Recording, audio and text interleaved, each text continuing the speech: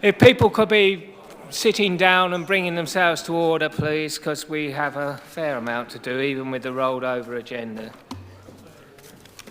Right.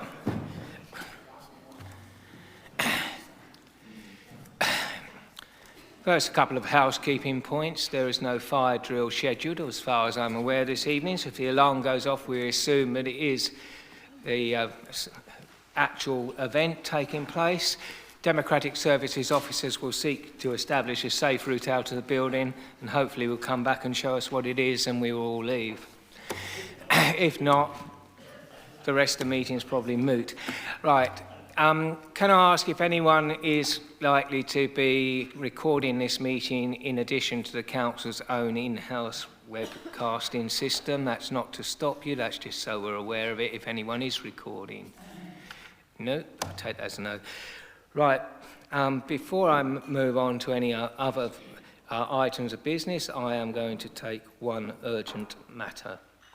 It is not necessarily going to be the case, as I hope to proceed with dispatch, but due to the season of the year and commitments, it is possible that I may have to leave before the conclusion of this meeting.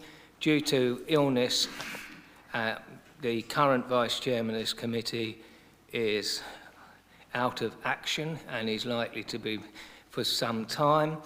Therefore, we will be proceeding at the next full meeting of this committee to appoint a Vice Chairman for the remainder of the municipal year. But this evening, we will have to take the precaution of appointing an acting Vice Chairman to chair the meeting if I have to leave before the end. First of all, is that agreed?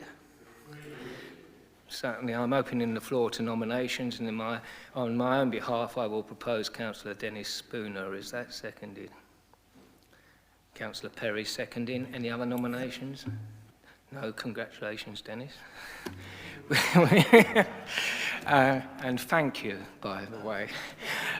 We move on to the agenda set. Apologies for absence. We received apologies from Councillor Parfitt-Reid. She's in Chicago, lucky woman. Item 2, notification of substitute members. Substituting for Councillor Parfitt-Reid. And your name, please, for the record. Councillor Chapeltay. Thank you very much. 3, notification of visiting members. You're not a visiting member. No, but I need to notify you that Councillor M. Rose intends to be here and speak on item 13. So hopefully she'll be here at some stage. Unless she's here very soon, it will be... Sorry? I said there's another councillor in the gallery. Councillor Webb? Thank you, Chairman. Councillor Webb for item 16 on the agenda. Thank you very much. And is there anyone else who's visiting in order to speak? Councillor Hastie.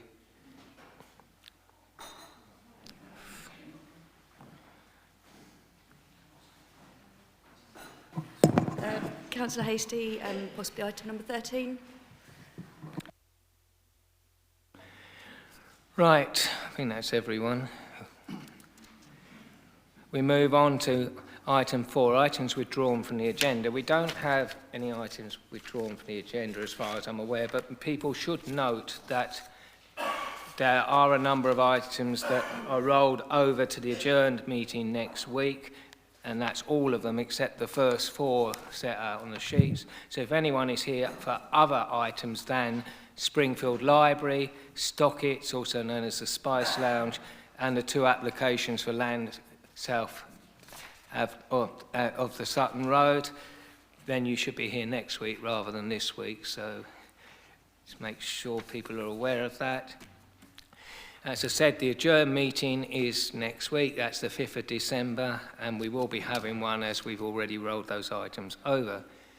Item 6, any business Chairman regards as urgent, including the urgent update reports as it relates to matters to be considered at this meeting. We do have an urgent update report. Is it agreed we take it at this meeting? Thank you. Item 7, disclosures by members and officers. Are there any disclosures? No. Item 8, disclosures of lobbying we will take with a particular application, so otherwise I'll never remember. Item 9, to consider whether any items should be taken in private because of the possible disclosure of exempt information. There are no items to be taken in private, so the whole agenda will be in public. Item 10, minutes of the meeting of the 24th of October. These have been circulated. Are they agreed as an accurate record of the meeting? Sorry, members, are they agreed? Thank you. Item 11, presentation of petitions, if any. I don't believe we have any petitions. Item 12, deferred items, pages 8 to 9. Are there any progress reports on these deferred items? Mr. Bailey will update members next week. Thank you very much indeed. So hopefully we will have something to update them with. So we proceed without further ado to our first application this evening. Item 13, page 10, former KCC Springfield Library, H Quarters, Standing Road. As we've already had the full report introduction, and I would like this to be a fairly short report concentrating on the deferred matters. I got the message, Chair. Just to remind members, this application was deferred at the meeting of the 22nd of August. There were two reasons for deferral. The first was to allow the viability information to be placed on the public record for the public and members to view. The second was to respond with an answer to a question regarding the availability of Section 106 monies towards community facilities in the wider area. In addition, there have been a significant number of comments from surrounding residents which are set out in the report. The applicant has also provided an updated landscaping scheme which I'll go through in the presentation. So there are no changes to the scheme as previously considered other than the landscaping. Members are familiar with the location of the site, so I'll whiz through these as you previously saw them. It's the former Springfield Library. The only building remaining now is the former library tower. That's the existing, that's the original library tower structure viewed from the junction of Chatham Road and Royal Engineers Way. The site sits adjacent to the listed Springfield mansion, and we discussed the relationship of its setting at the previous meeting.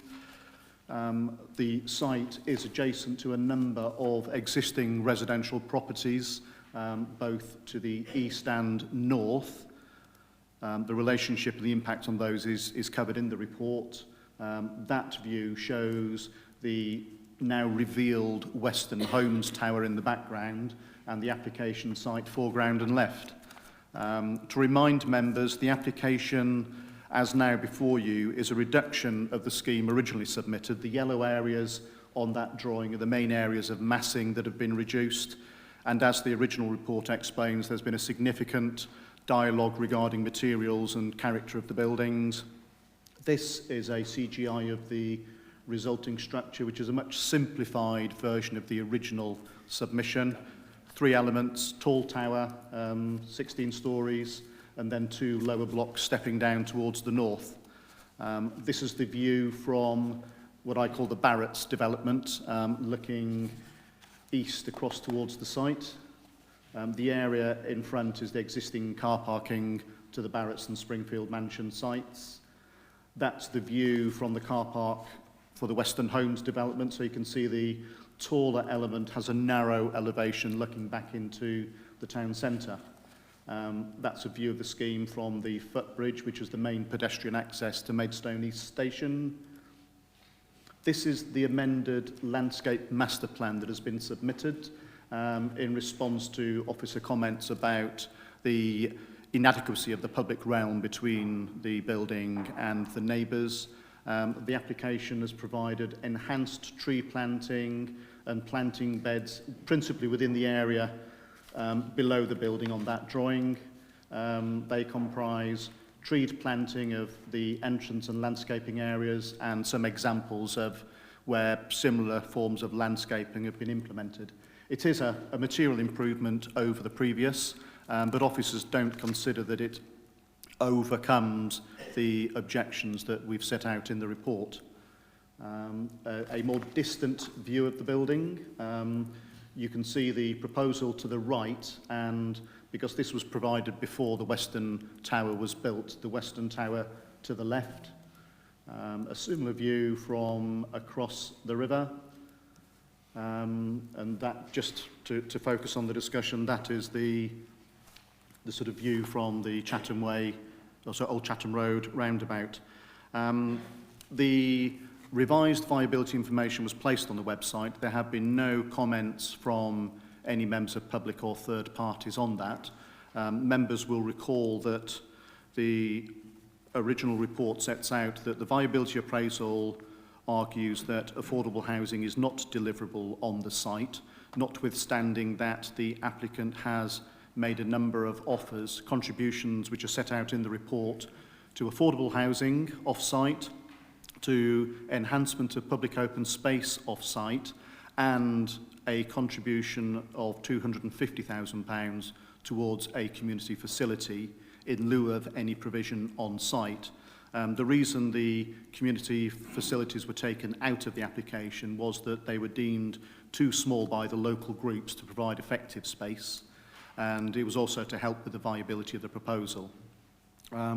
Members also asked for an update in terms of the available funding for community infrastructure, and that is set out on page 14 of the agenda in section 2 of the updated report.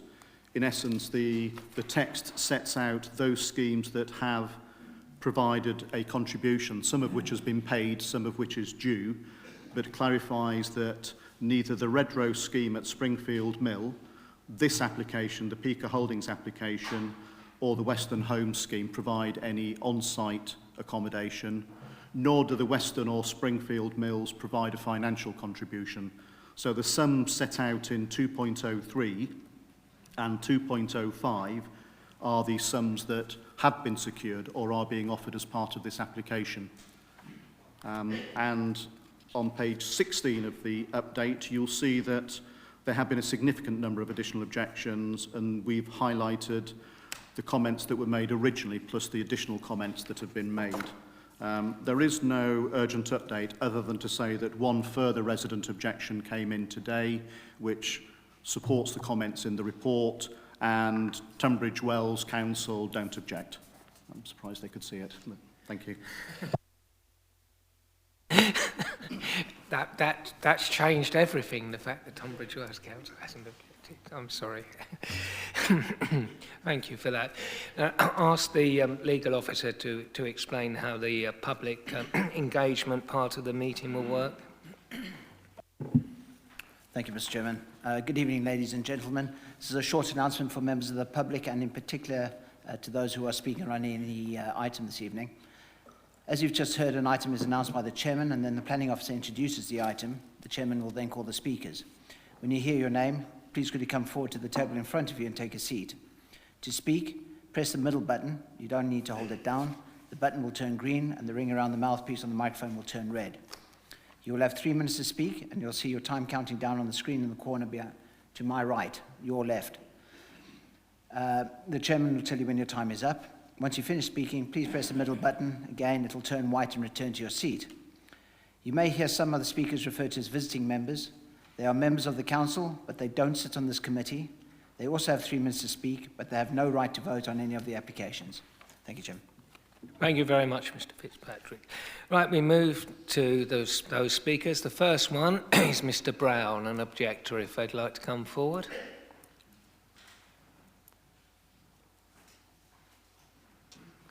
Press the middle button.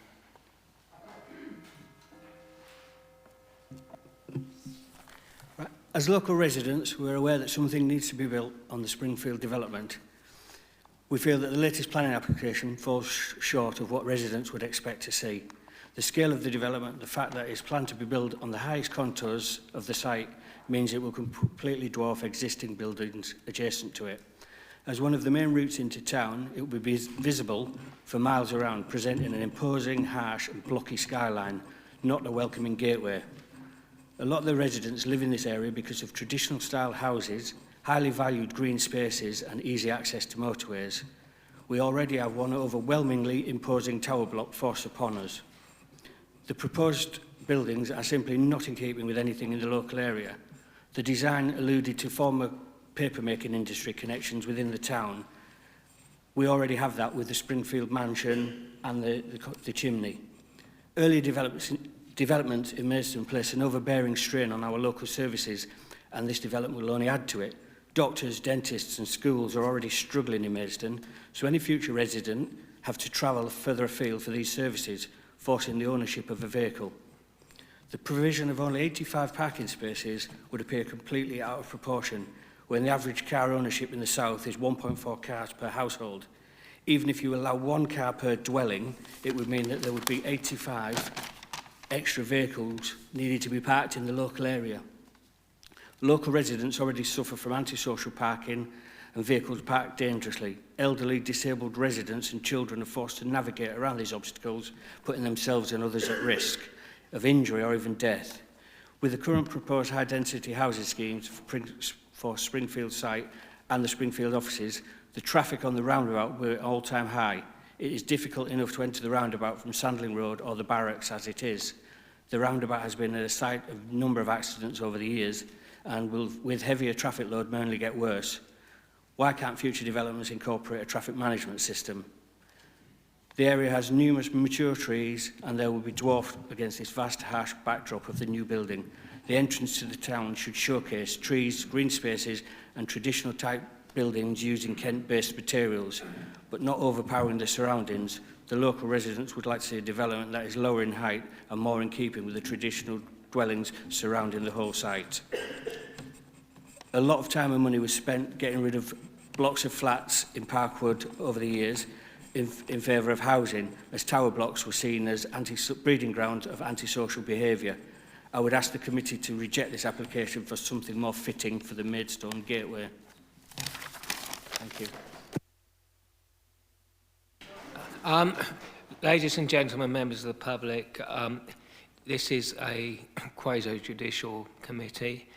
I would ask members of the public and councillors to refrain from either booing if you hear something you dislike or applauding, because that should not take place in this context. Mr. Gill for the applicant.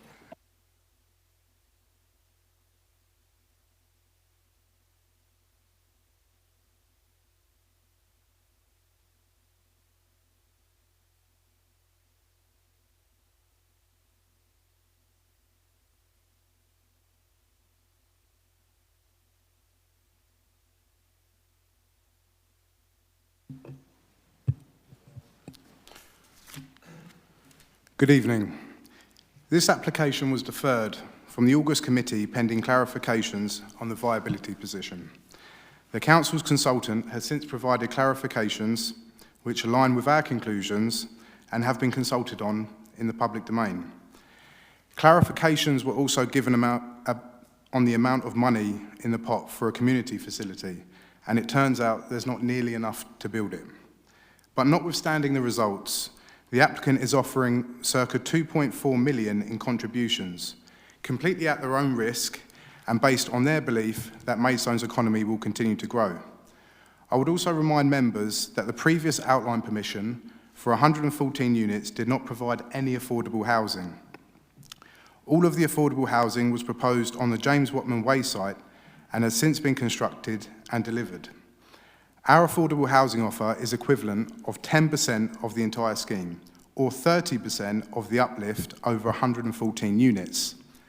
From the outset, council officers have emphasised the need for a high-quality development rather than one that is compromised by viability. I know that there have been concerns that approving a second tower or development here would compound the visual impact, but as it stands, you have an 18-storey tower on the skyline which finishes abruptly, like a bookend. Our proposal forms a function in stepping development down from 16 storeys to a more local level as it continues north. It completes the gateway into the Springfield campus, it has a purpose and gives the area a sense of place. I would respectfully ask members not to overlook the sustainability factor and the responsibility we all have to limit energy consumption. This proposal effectively responds to that. I would also ask members to consider that taller buildings in the right locations can be more sustainable forms of development. In the previous committee, members commented that the landscaping to the west of the site could be improved to provide a softer boundary against Radnor Close.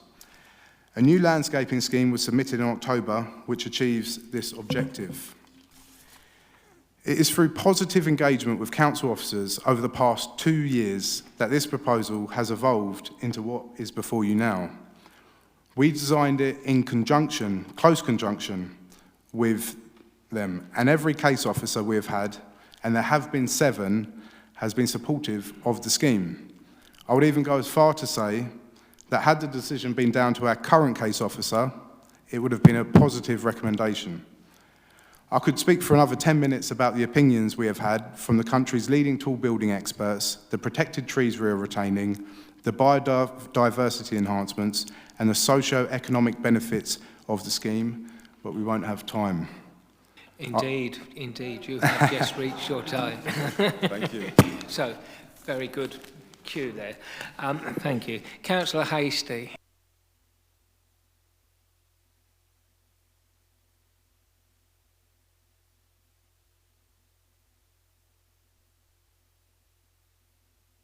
I won't need 3 minutes because Mr Brown said everything that I was going to say, so there's no point going over it again. I just urge everyone to listen to the residents. Please don't put another great big ugly tower block in our ward and support the recommendation to refuse the application. Thank you. Admirably succinct, thank you. That's always helpful. Right, I will turn to the ward members. Councillor Harwood did indicate first, so... Right, thank you very much, Chairman. This has been a very, very long saga getting to where we are today, and I think we really need to set the context around this site. This is a highly contaminated site with an asbestos building on it.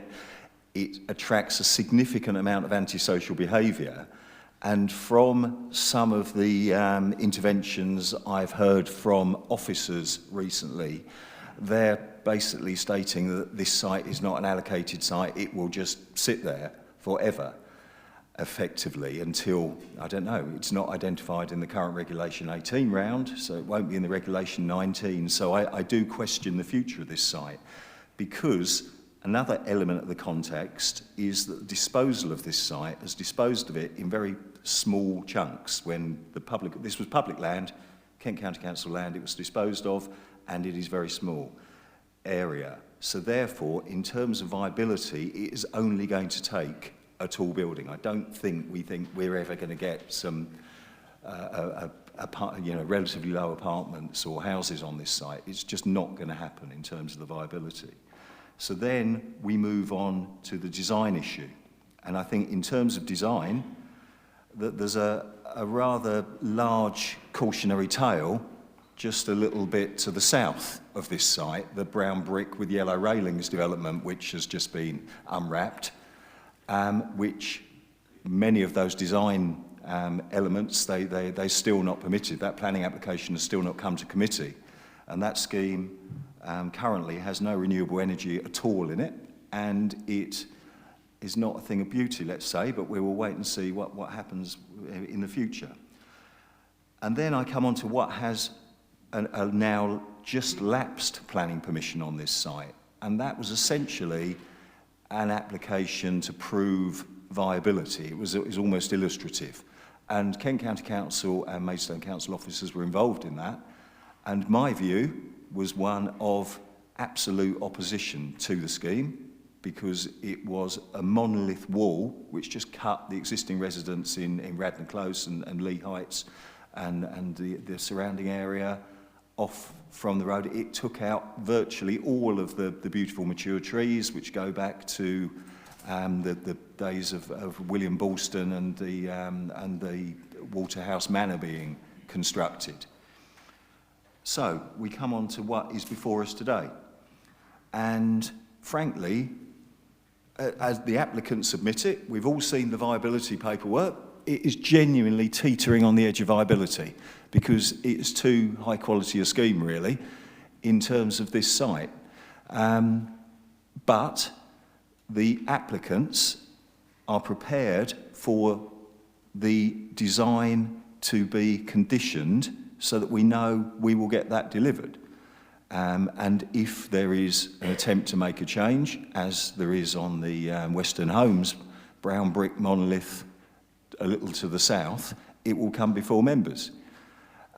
So that is quite a big insurance policy. But as the applicant stated, this building has been on a long, long journey. There was a meeting in St Faith's Hall at the top of Monktons Lane where lots and lots of local residents came along, where all of the councillors came along, where there was significant discussion which went on for years, enabling changes in this scheme, changes in the footprint, changes in the height, changes in the elevations, changes in the materials, changes in the element of renewable energy incorporated, and that has got us to where we are. And that contrasts starkly and profoundly with most of the other developments which we've seen come forward in this site. So the choice before us is perhaps the officer view that that illustrative kind of curtain wall, Berlin Wall with the trees torn out is preferable to this with a smaller footprint, with the trees maintained, using renewable energy and with high quality materials. I am not going to stand in front of the residents in my patch and lie. They're going to get a big, big building on this site. It's about the quality of the building.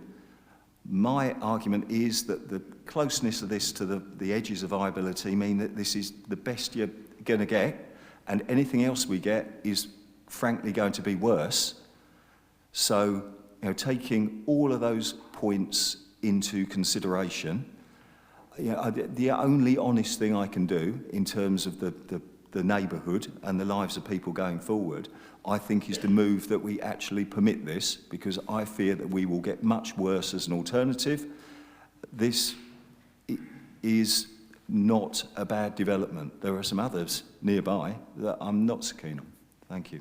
And therefore, I am prepared to move that we do grant permission. However, because there was an officer recommendation for refusal, we do not have the conditions attached to this, but I've had my fingers burnt on the Springfield site in the past. You'll remember on the supermarket scheme, which was heavily supported by the locals. This committee approved it. Officers said we should defer it for a cycle. Then somehow it evaporated. So essentially, what we will need to do tonight is to agree the principle of development, and that only the detail around the conditions and the informatives and the legal heads of terms and agreements come back. It's not another discussion of the principle.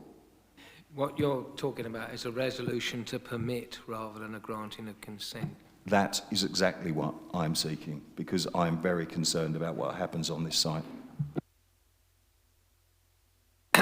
Right, before we go any further, is that motion seconded or not at this point? Not.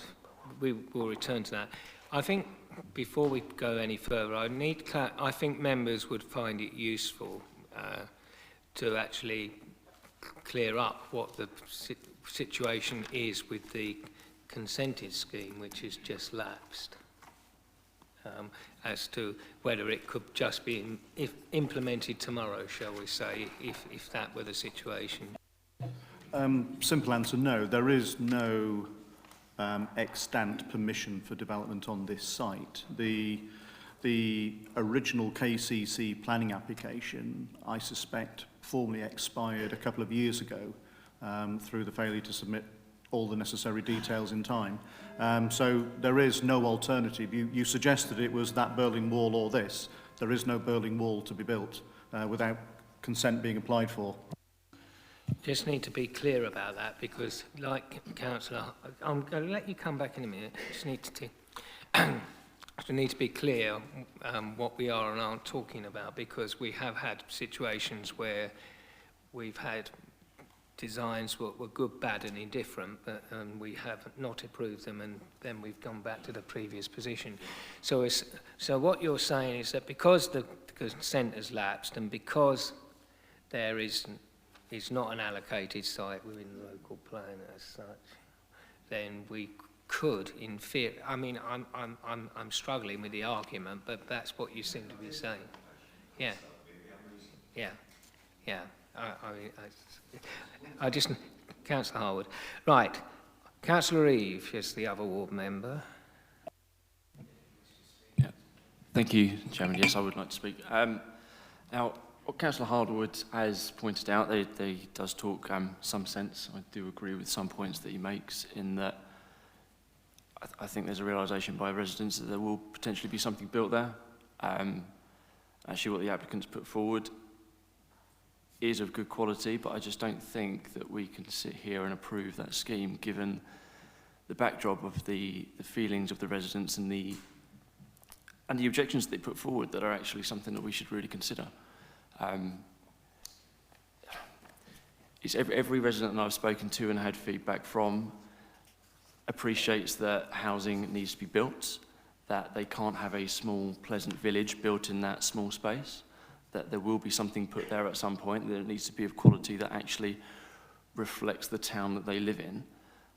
What they don't want, and are adamant about, is that they don't want several hundred people moving into a very small, tight space in an area that's already heavily congested, where the local infrastructure is bursting at the seams already, and without anything proposed formally to address that, they will kick up a fuss, and rightly so.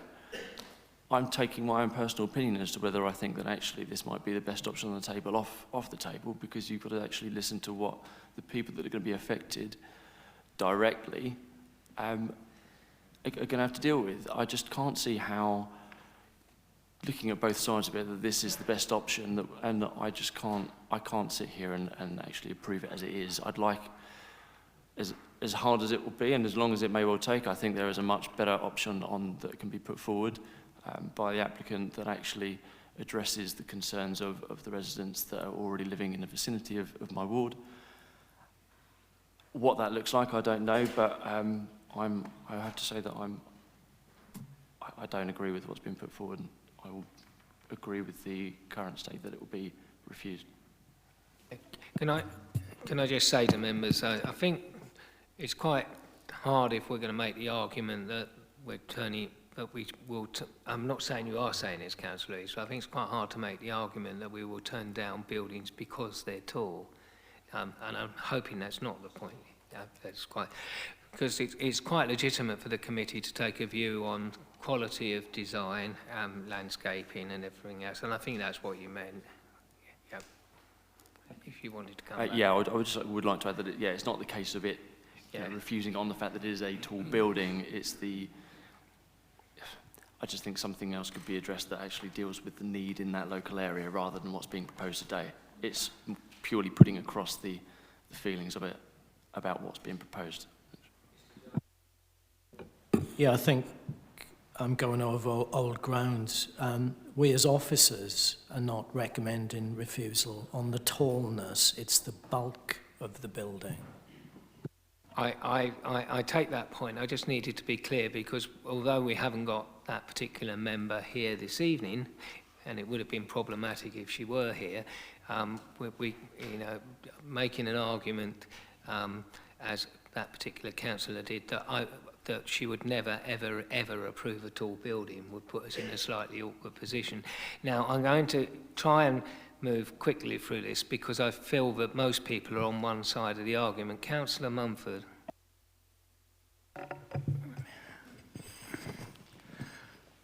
I'm not anti-tall buildings at all. I do listen to residents, but more importantly, I look at policy. And when I came to look, we've got no high building policy. So, Mr. Chairman, after we've dealt with this, I'd like to put another motion to this committee. By all means. So, I never like it when I hear this is the best you're going to get. I'd like to look at what is in front of me, not this is the best you're going to get. Renewables, biodiversity, all credit to the applicant. But I've got to look at design, and design to me is subjective. And to me, I'm sorry, that looks like just blocks that were put down in the 60s. I believe it's got no shape, form, or anything on the design. And I've even been round in a virtual helicopter, as we all have, and seen it in every single direction, and it does nothing for me. So I feel it falls down on design. I too have concerns about the parking, which the officer brings up. Neighbour amenity, it fouls the sunshine, is it? The sunshine test, which is not good.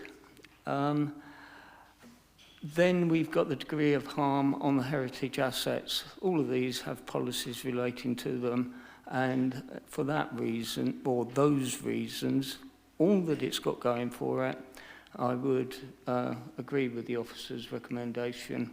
And my main thing is shape, form, and design. I just do not like it, and I will not accept that this is the best it's going to get. Councillor Mumford, as nothing has actually been moved yet, were you moving a recommendation?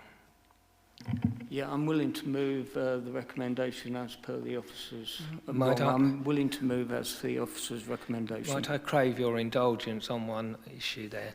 I personally agree with everything in the recommendation for refusal. I think we are making a rod for our own back if we include the parking ground. It's blatantly inconsistent with what we've done elsewhere in Maidstone, and developers would point that out. I don't dissent from the residents' argument that parking is a problem in this area, but given that we have, as a committee, on officers' advice, not used it in many other cases where it could have been used in the same, I think we're making a rod for our own back in an appeal if we use that as a ground. Would you mind? I personally think it should come out.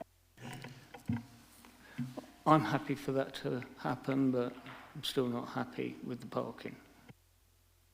Sorry, yeah, I take your point, but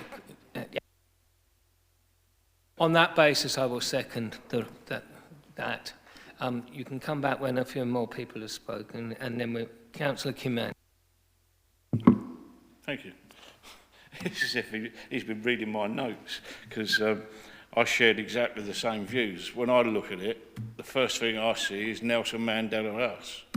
You know, there's a three-wheel van parked at the bottom. And I'm not against tower blocks, but one of the questions I wanted to ask was, I was a little bit confused about the affordable housing that's been attached to this. Could you explain it to me, please, Austin? If I understand the question right, the financial appraisal looked at the scenario of including affordable housing within the building at the required policy level and below. It reached zero in terms of viability. So the viability appraisal, which has been tested by our consultants, says that the development is not viable with the inclusion of affordable housing on site. It also says that it isn't viable with the offer that the applicant is making. So the applicant is willing to make the affordable housing off-site contribution together with other contributions, and in effect they are doing that at their risk. They either take a lower level of profit than is in the financial appraisal, or they're relying on significant uplift in the housing market between now and final sales.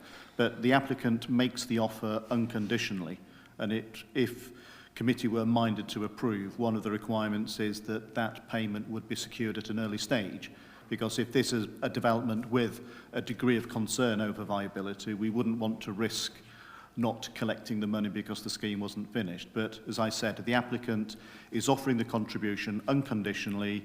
It would come to the council and we would use it on whatever schemes our housing services team felt were appropriate. Does that answer your question, Ken? So basically, what amount is been put towards the actual affordable housing part of it, to actually bricks and mortar? None. It's cash for us to use, sorry. Okay, so there's going to be no affordable houses yet. You're going to build all of them apartments and sell them for loads of money, yet there's not one bit of affordable housing in there. Yeah, well, okay, that's it. That's made my mind. Right, Councillor Harwood, you can come back briefly, and then I would ask, when I try and wrap this up.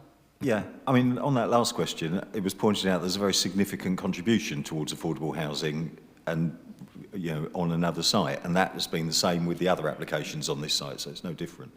However, I'd just come back to the point that the residents here are living with dereliction, they're living with the antisocial behaviour and so on that this site is a magnet for, and it blocks the access through. It is a real blight on the area.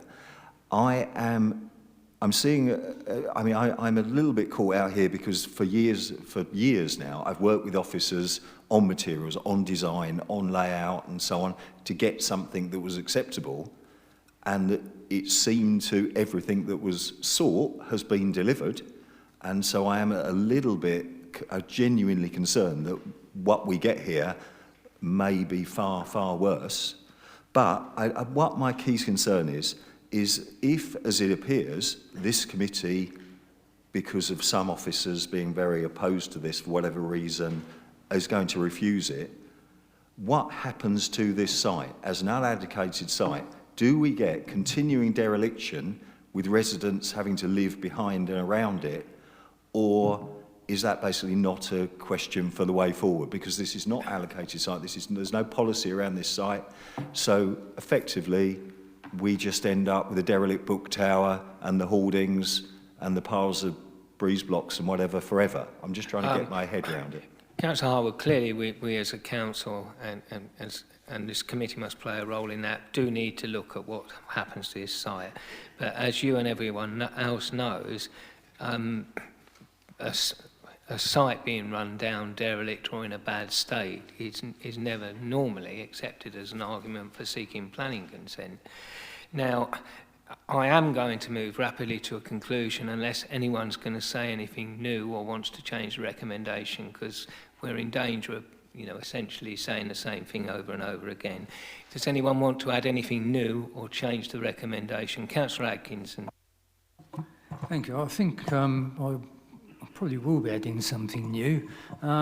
First of all, I'm not against tall buildings per se.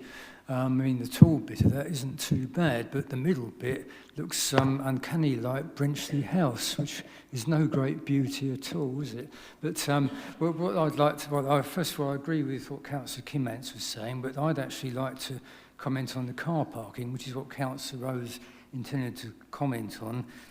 Now, she was going to comment on that from her aspect as a magistrate and a mediator, and she says most of the disputes that she's had to deal with in all her years of experience are to do with car parking or inadequate car parking. I mean, as the objector said, Mr. Brown, the average in the south is 1.4 cars per household, whereas this development is only proposing half the number of spaces per apartment, so it's clearly woefully inadequate. I mean, I know we talk about the London model for car parking in Maidstone, but Maidstone isn't London, it's Maidstone. I mean, London has 24-hour public transport, Maidstone doesn't, therefore people need their cars. So, I mean, I would have kept in the car parking part of the refusal, but what I would like to say, I mean, I'm happy to take it out, but what I would like to say is I think we should thoroughly review our car parking, bearing in mind we're not London, we're in Maidstone, so I'd like to propose that we do that as well. Thank you. That will need to be a second resolution, and I'm quite happy to entertain that later, probably during the adjourned meeting, but not as part of this discussion, as it is essentially a separate matter. So we return to that and Councillor Mumford's other resolution in due course. I take your point on parking, but we do need my concern is the consistency of decision-making in this committee. Any other changes to the recommendation? In that case, then, is everyone clear what it is? It's been moved and proposed that the application is turned down on the grounds set out of the papers with the omission of the condition relating to car parking. Right, all those in favour, please indicate. Those against? Thank you. Of course, Councillor Harwood, that's part of the rules. Councillor Vizard, did you wish to have your dissent noted? No, just checking. Right. Now, we will proceed to dispatch the applications, and then we will do the other motions at the end of the adjourned meeting. So remember what they are when we come back to them next week. No, I did not take lobbying on this application because everyone has been lobbied, and we knew that already. But, okay, and it was in fact declared at the last meeting as well. Right, I will give people a moment or two to leave before we carry on with the meeting. If anyone wishes to have a conversation, would they mind doing it outside so that we can carry on with the meeting?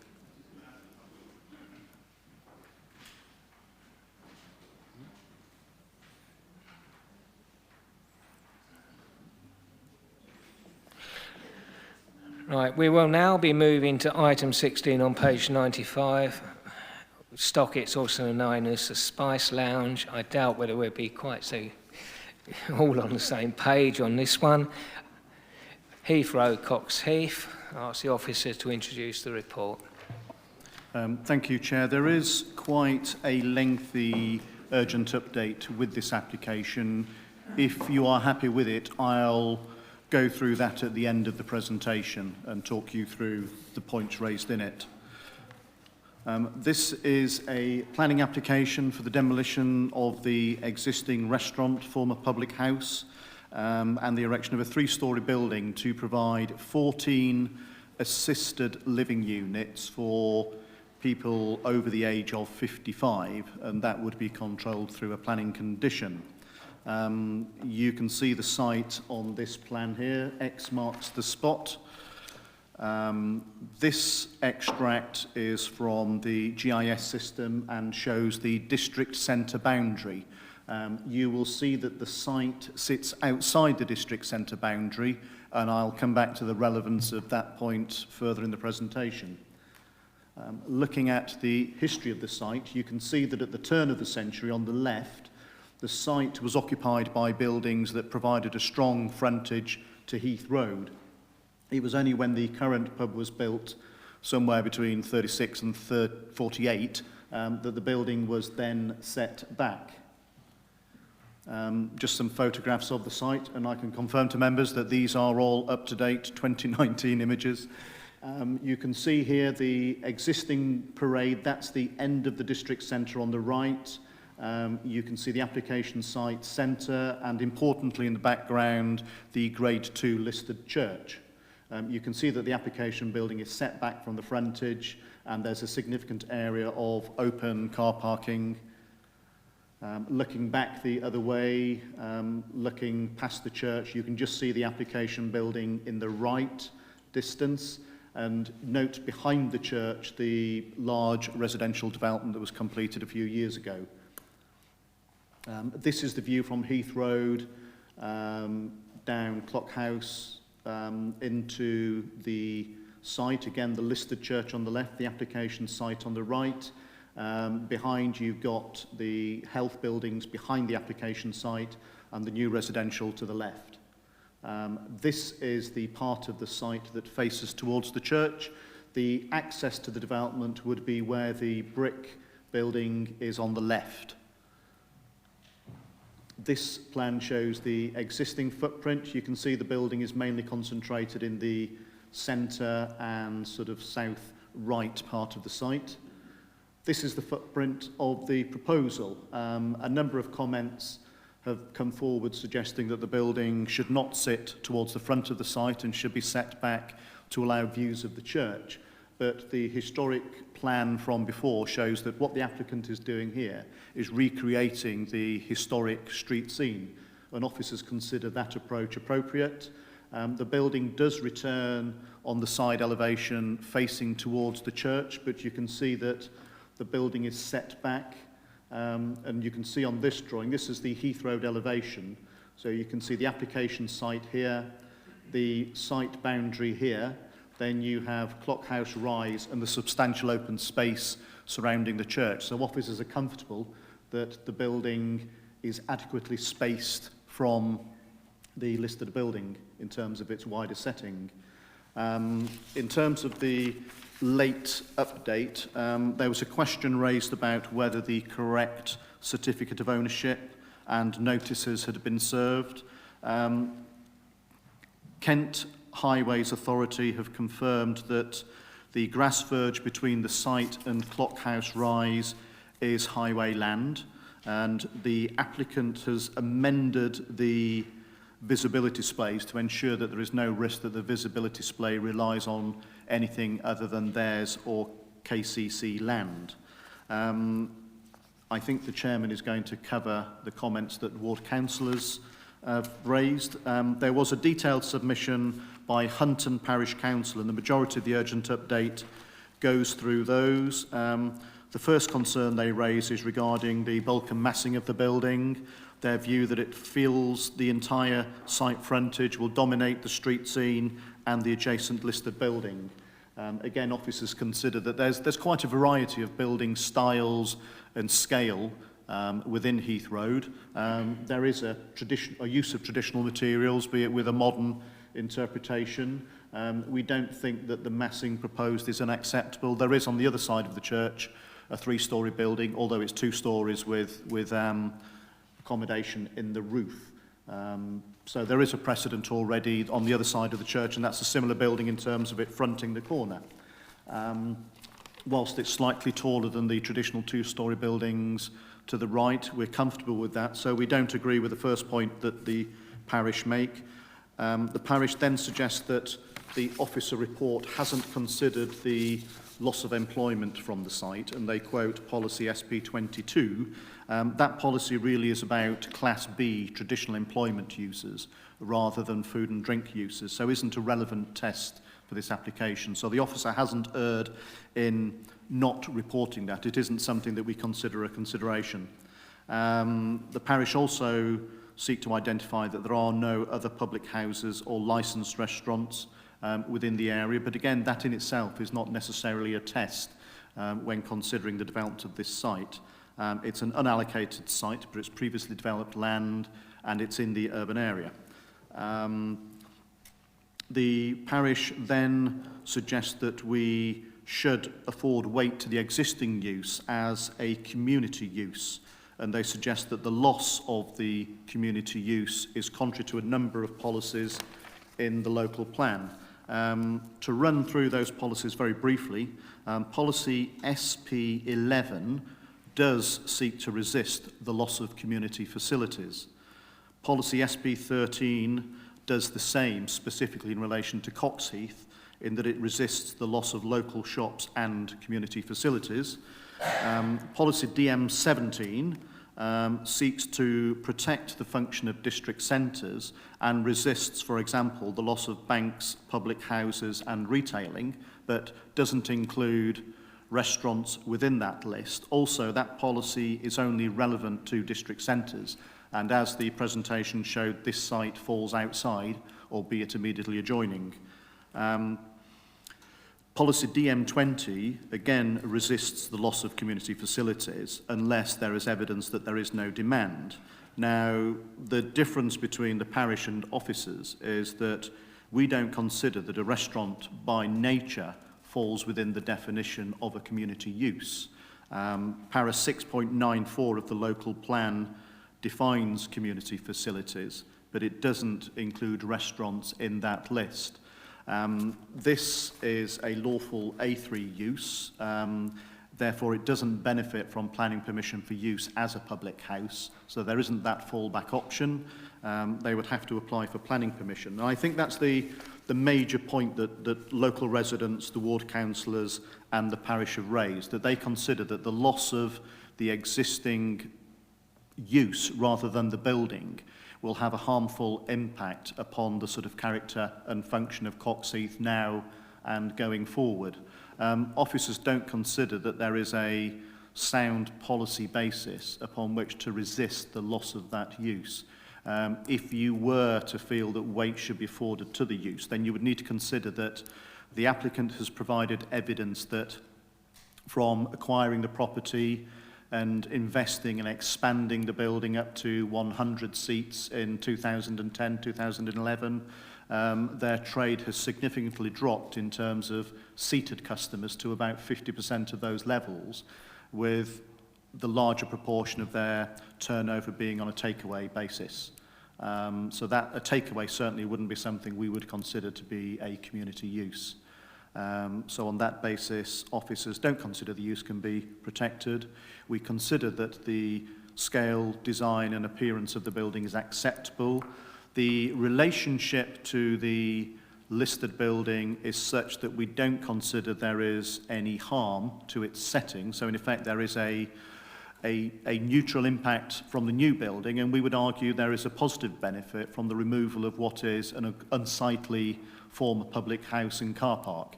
So on the basis of the MPPF test, we consider that there are heritage benefits from the scheme. Car parking is provided at 1-to-1. The parish consider that to be inadequate, and they remind us that over 55s have still got a long time to live and work, and there could easily be more than one property or one car per property. KCC are comfortable that the parking provision is adequate. It provides 16 spaces against a maximum requirement of 17.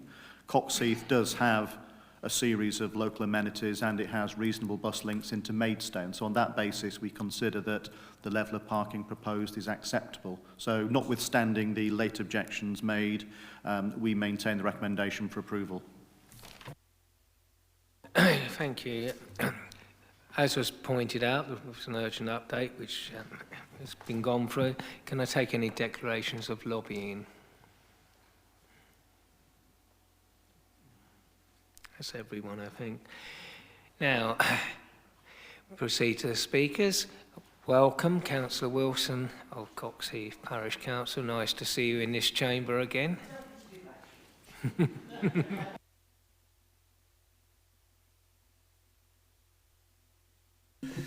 Chairman, members, thank you. In order to keep within the 3 minutes, I'll just say that the Parish Council agrees and concurs with the submissions that have been registered by Councillor Parfitt-Reid and Hunton Parish Council, which some have been dealt with by the planning officer. Just as a starter, the application actually doesn't overcome the reasons for refusing the previous application. In the reasons given for refusing the previous application, it does say, and I quote, "The block should be reduced in height, better reflecting the two-storey scale and detailing of development abutting Heathrow to the west." To the best of my knowledge and reading the plans, I cannot see any evidence that the block has been reduced in height, better reflecting a two-storey scale, and therefore the same reason still applies and it should be refused. Both Councillor Parfitt-Reid and Hunton Parish Council list the relevant paragraphs in the local plan and the MPPF which relate to retention and development of local services and community services, such as the Spice House restaurant. In the draft Coxheath neighbourhood plan, and we really must give some sort of credence and credibility to neighbourhood plans, whatever stage they're at. The Spice Lounge was listed as an identified asset of community value, which, and I quote from the neighbourhood plan, "The community wishes to discourage inappropriate development or changes that do not have a direct benefit to the residents of Coxheath." And the residents of Coxheath feel that there's no direct benefit from this development. It's a key objective of the neighbourhood plan to maintain and enhance the quality and variety of shopping in the village centre and other existing employment, commercial uses in the village. The loss of further shops, banks, offices and eating facilities in the village shopping centre will be strongly opposed. For these reasons and others given in the submissions from Councillor Parfitt-Reid and Hunton Parish Council, Coxheath Parish Council wish the application to be refused. Thank you, Chairman.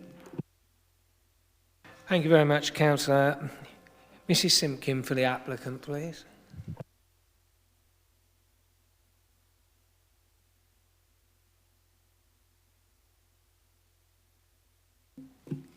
Good evening. The proposal is to redevelop the site to provide 14 flats for over 55-year-old persons in this good location on the edge of the shopping centre, close to public transport, local amenities and health provision. Other schemes in the borough may not be so well located or so attractive to prospective occupants. National and local planning policy identifies a critical need to provide more of this type of accommodation to meet current and future needs of our ageing population. The proposal accords with planning policy, comprising redevelopment of previously developed land, and has been described by the planning officer as being of an appropriate scale and acceptable in size, design and siting. And we have had meetings and extensive discussions with the planners on the design and the form of the built development. The applicants have changed the design of the scheme to bring the building forward on the site to assist in providing a sense of place and enclosure to this part of Coxheath in line with the requirements of the planning officer. We feel that the scheme will bring about a substantial uplift in the appearance of the site while safeguarding outlook and amenity of nearby residents and is acceptable in heritage and highways impacts. The owner of the site, who runs the current restaurant, has explained that it is unprofitable and will not survive in current market conditions. It has opened up again recently to capture the Christmas trade and to try to minimise his losses. And just a point, the loss of the restaurant as such was not raised as a potential problem by the planners in any pre-application discussions. A commercial restaurant is not an asset of community value as defined in the Localism Act. This case is clearly not the same as another case where there is only one pub in a rural village with just a few other shops or facilities offering social and community benefit facilities. It's noted that the planning system does allow changes of use of restaurant and takeaway premises to other uses, including housing, using permitted development rights. So it does not seek to protect these kind of uses. I hope that you will approve the application in line with your officer's recommendations. Thank you. Councillor Webb.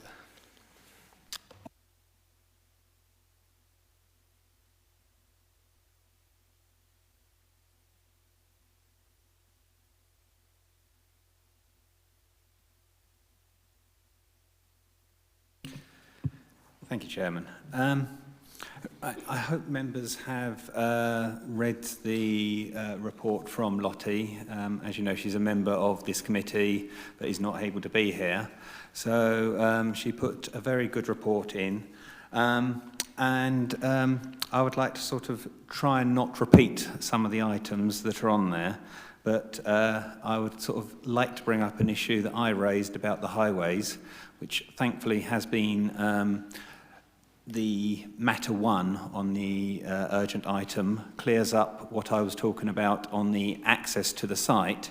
However, I also do have concerns about the road that is accessed onto. This is just a service road and the two NHS facilities behind the Spice Lounge, and it is not meant as a public road, as there are supposed bollards in place to prevent access onto Clockhouse Rise itself. This road often acts as a car park for the NHS centres when their main car parks are full and limits the width of the road. Also, the sight lines from this road, which we did have a slide on view from the Heath Road,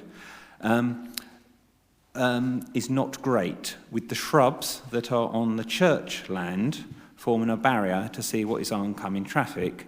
And if the building that is proposed is pushed to the front of this site, then we also restrict the side looking to the left.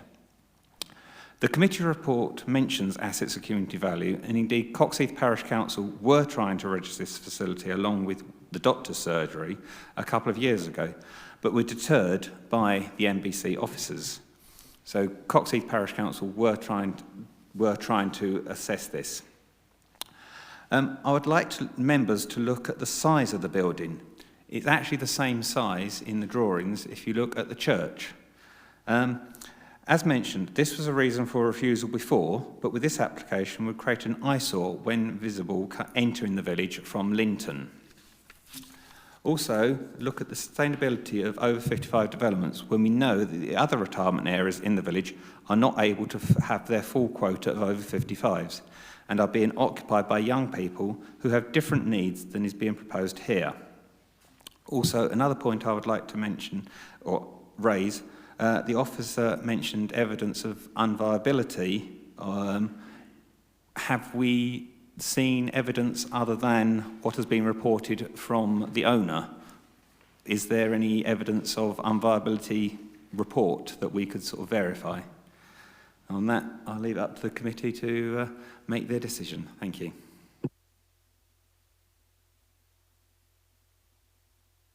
All right. As has been said, Councillor Parfitt-Reid is enjoying the beauties of the Midwestern climate at this time of year, and therefore has supplied me with a statement which I will read on her behalf. So we will return to other members after that. Stress this is her words, not mine.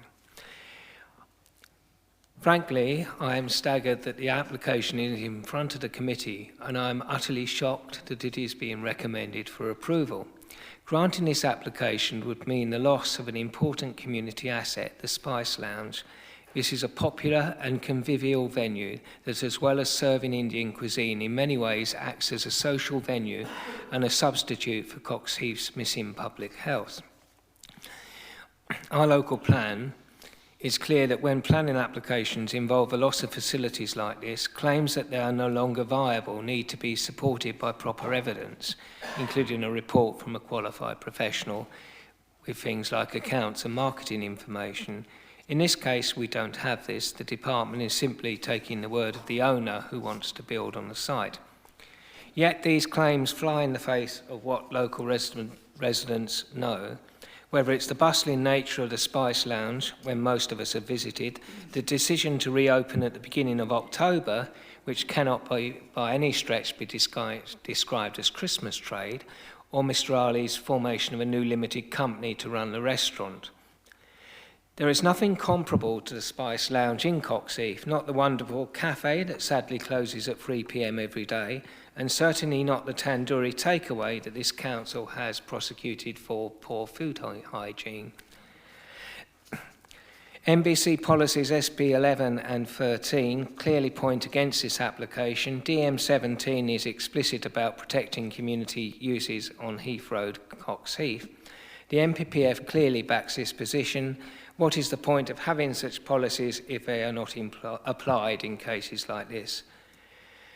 The application does not overcome the reasons for refusing the previous application, as referred to by Councillor Wilson.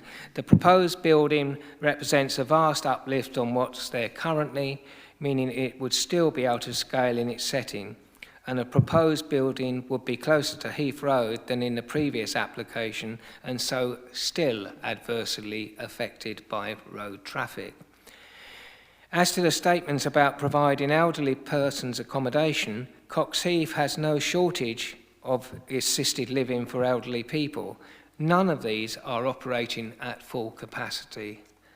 So I would urge members to reject the application and refuse permission. As I say, that was from Councillor Parfitt-Reid. Now, if I cut off people who are indicating because we hadn't reached the end of visiting members, Councillor Mumford and Councillor Harwood. Councillor Kimmentz had already indicated, so had Councillor Chaptay. So anyone I missed there? No? I will therefore, so we don't have a ward member, start with Councillor Kimmentz.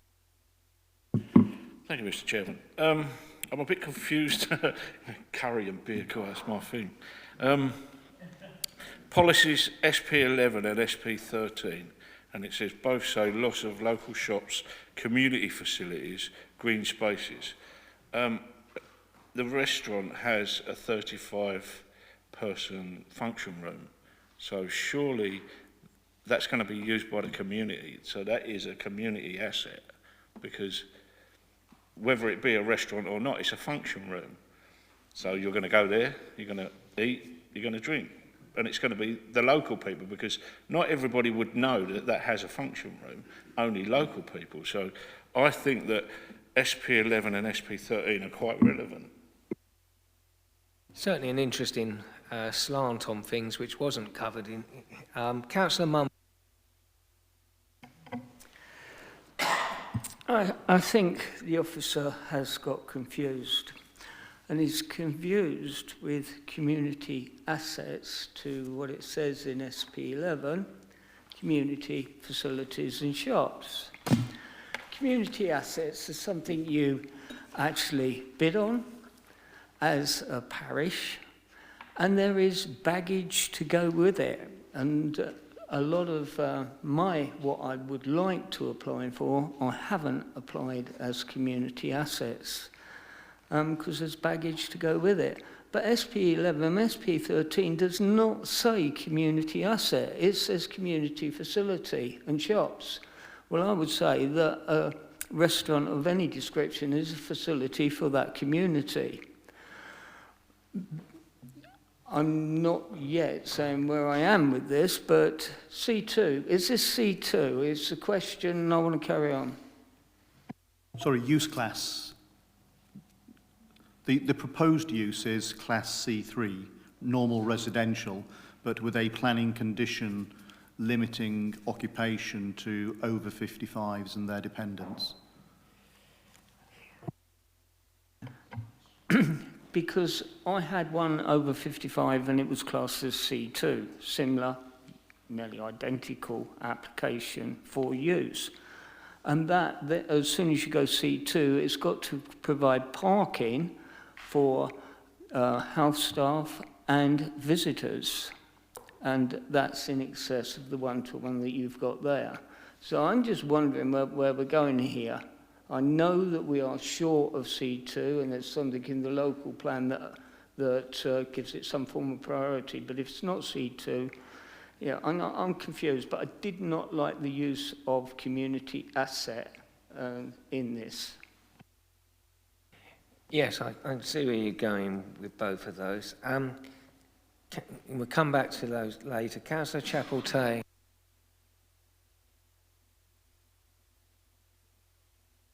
Apologies, I was just checking the policy, the paragraph number. I have a comment and a question regarding the parking. I note that this is obviously aimed at people over 55, and according to paragraph 5.3, Kent Highways advise that whilst parking is slightly less than the maximum guidance of 16 spaces versus 17, this is insufficient to justify refusal on highway grounds, particularly given the additional cycle parking. Now, I myself am 54, so in less than a year's time I will be able to move into a facility like this, and I'm pleased to think that when I hit 55 I will suddenly take up cycling. Nevertheless, I think for the majority of 55-year-olds, the idea that a cycle parking space can in any way replace a car parking space is optimistic. The question I have about this is that it also mentions the provision of 2 electric vehicle charging points. When I looked through the various different documents prior to the meeting, it wasn't clear to me whether those were additional parking spaces, because if those 2 vehicle charging points are part of the parking, it doesn't change the parking numbers. If they are in addition to the parking, then we now have 18 spaces instead of 16. So can you clarify for me whether they are simply part of the parking spaces or an addition? Quite simply, they are part of the provision. So there is, in effect, one space per unit parking provided, so allocated space for each unit, plus accommodation for the warden that would attend the site most of the time. So there is, it's not a highly staffed assisted living model, isn't like a care model where there would be a significant number of staff on site at all times. There would be a warden and there is parking for that warden, but the 2 electric bays are to be allocated to the residents in accordance with whatever parking strategy. I'm sorry to come in here, but did you say that each space is allocated to each property? Well, there is a space available for each property. No, I think it's important because if it's a space allocated to each property, it's going to be a nightmare because allocated parking is always a nightmare. You end up with not being able to use the spaces from the people who haven't got cars because they're entailed to those particular properties. And if there's any suggestion of those being allocated spaces, we need twice the amount of parking because there's not going to be any flexibility. Apologies, Chair, I may have sort of distracted you slightly on that. What I meant to say was that there is in effect the equivalent of one space that can be allocated to each property. The allocation strategy isn't part of the application. The parking standard is a maximum, not a minimum. Well, if we do approve this, I think we need to be absolutely clear that we don't have that allocated parking because it will cause total inflexibility and the whole thing will come up if we approve it. Sorry. So just a note for the future. Yes, of course. Sorry, if I can just provide some guidance on the community facilities point. I take Councillor Mumford's point, but I've sat here just looking up because there isn't a statutory definition of it. So what I've looked at is as how councils across the country have kind of defined community facilities in their documentation, and there is a theme here. So if you just bear with me a sec. So community facilities could include the following: health and social care facilities, leisure and sports facilities, green infrastructure and heritage assets such as parks, gardens, woodlands, playing fields, allotments, cemeteries, etc. Transport, including footpaths, bridleways, etc., community centres and meeting halls, youth facilities, play facilities, library and information services, including notice boards, cultural facilities, places of worship, theatre, public art, heritage centres, public house, village shops, post offices, schools and other places of learning. There are various other sites which I've looked at, and not a single one of them mentions a restaurant. I can't say, in my view, that a restaurant is a community facility. Okay, for Councillor Kimmentz, you probably hadn't finished, so you can come back briefly. Yeah, you said cultural facilities, and nothing more cultural than Indian singing and dancing, which they actually advertise on their website, that they actually have Indian singing and dancing, and so that is cultural, surely. I think, look, in fairness, if you're looking at what is being said here, this is where there's an accumulation of people. So going to a pub, having a social environment and that sort of thing, whereas going to a restaurant tends to be couples, families, friends. Whilst you may agree to disagree, all I'm doing is I'm giving some guidance just from what I've looked at. In the absence of a definition, I wouldn't say personally, that a restaurant was a community facility. Ladies and gentlemen, before we go on this any further, can I just clear up? Nod if I got this right, Councillor Wilson. Did you say that the emerging Coxheath neighbourhood plan specifically mentioned this location? Just nod or shake your head. Yes. Okay, thank you. Right, we'll return to that later. Okay, now, Councillor Harwood. Yes. Yes. I revert back to the original statement that I made then about 35 people in the function room. Surely that is completely different then, because you don't go as a couple and sit in a 35-seater part of it, which is specifically for a function, and it is a function room. Okay, ladies and gentlemen, making hard weather of this, and we will return and try and boil this down in a little while, but I'd like to make some progress on some of the other points, which may mean this is academic. Councillor Harwood. Thank you, Chairman. I was going to talk about the SB13, SB11 issue, because I think it's important here, because this is effectively an attempt to asset strip a retail commercial site as much as anything else, and in such a rapidly growing village, which is a building site, effectively, most of it, to take away one of the very few such facilities, I think, is a retrograde step. And we can dance on the head of a pin as the difference between a pub and a restaurant and so on, but I still think there is a basic point here about the sort of retail and commercial services that a large village requires to function effectively. And really, as we know, residential is far more lucrative than any commercial, so of course an attempt to asset strip this site is likely, but we had earlier on about, oh well, we cannot set precedents. I think there's an issue here around setting a precedent for every such facility in every village. The owner's eyeing this and saying this is a way to make an awful lot of money out of my plot.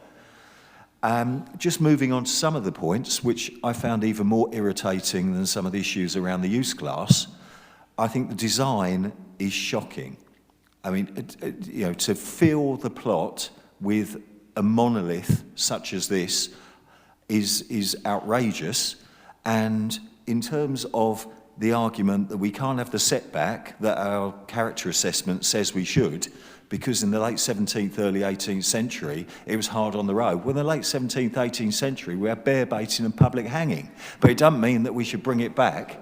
You know, we've now got a lot more cars and traffic and so on, and we need to soften the impact of such developments and move them away from the highway and so on, and that's why we do it. On the Tunbridge Road, we're setting them back so we can get trees and landscaping in.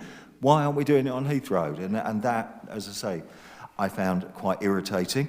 In terms of design, funnily enough, name dropping, I was talking to Professor Sir David King, the former government chief scientist, yesterday, and we were just talking about fossil fuel central heating systems and how they won't last 5 years because government will not hit targets. We know that all the governments is an arm race as to who can try and save the planet first. And essentially, we're building developments with totally unsustainable heating systems which will have to be retrofitted at the cost of the public purse, effectively, and all of us as taxpayers. And yet we're allowing developers to put in the cheapest possible heating system now.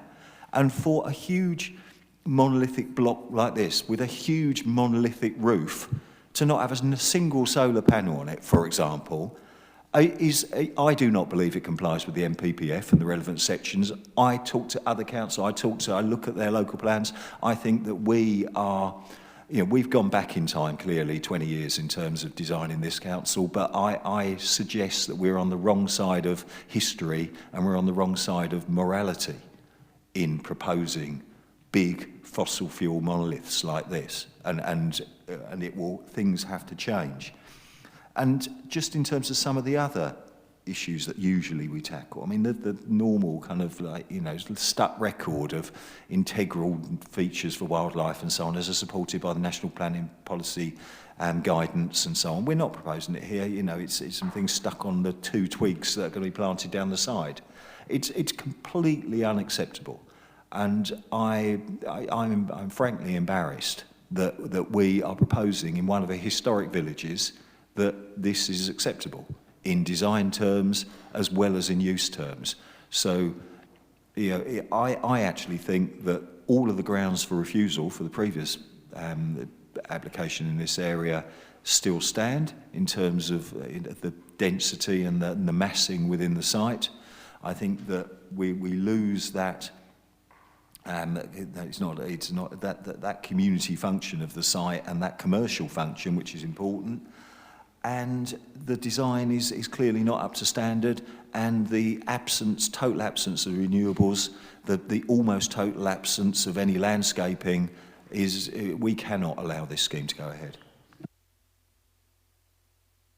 Right, Councillor Harwood, I was hoping you would say that because I think that in terms of simplicity, where we are now, I think the easiest thing to do is to say, as Councillor Wilson and Councillor Parfitt-Reid and Councillor Webb have all said, that the grounds for refusal in the original application have not been overcome. There is still a design and massing effect, adverse consequences from it being so near the road, which was rather less heavily trafficked in 1935 than it is now. So I think conditions might have changed slightly.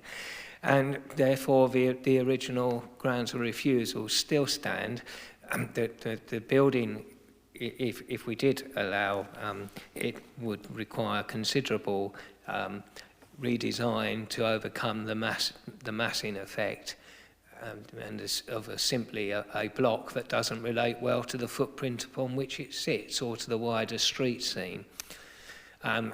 You made the additional points about energy efficiency and biodiversity, which we cannot include.